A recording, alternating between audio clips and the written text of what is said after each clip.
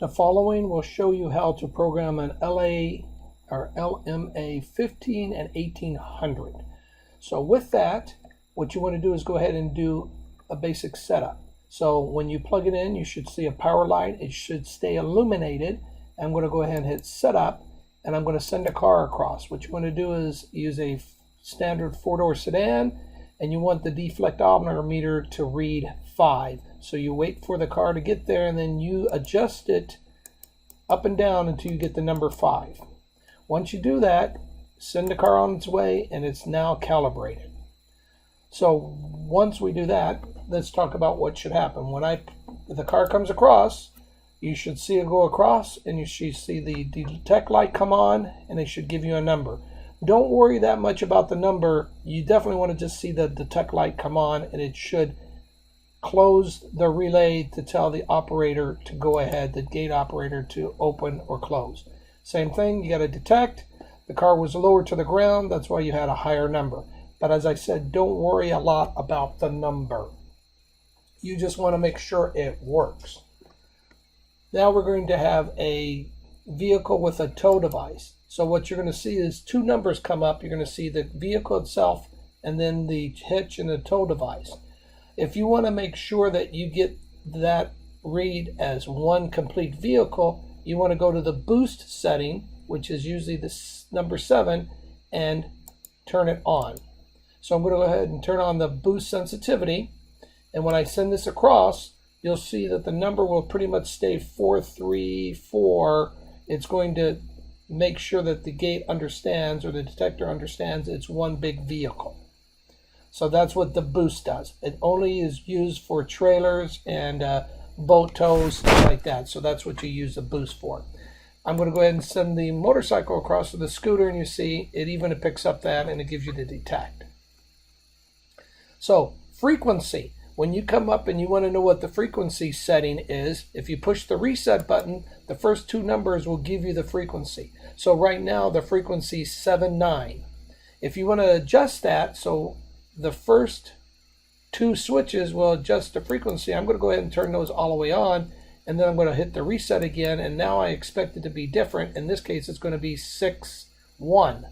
So it gives you an idea that that's how you change your frequency. So I recommend, and if you notice, you have high, medium, low, and low. If I have two detectors in one location, I usually will set one detector high and one detector low to make sure that I got the loops in two separate frequencies. So I'm going to go ahead and turn these back. So when you have a problem or fault, we're going to talk about that now. So you have an open. What you should see is if you come up to your gate and it has got an F and it's flashing, it lets you know that there's a problem right now and it won't do anything. It has to be fixed. So, but if it's intermittent or the fault goes away, what you should see is the number is going to stay. You're going to see the power light flash, and it's only flashing once on, off, on, off. So that's telling you that you got an open. If you hit the reset and the power light comes on, there's your frequency, 61. The power light will come on and stay on. If it stays on, that means it was an intermittent fault. So it just lets you know that's intermittent. But if it stays on, you still have the problem. I'm going to do a short. So in the short, you'll see it'll say F, and it flashes twice. If the LED for the power and the detect comes on, it's telling you there's a short, and it will never work. It will stay that way, and even if you hit a reset, which I'm going to do here, it's going to come back. It's going to give you an F, and you're still going to get the flash here. So it's telling you that you have a fault. It's flashing twice, so you know it is a short loop.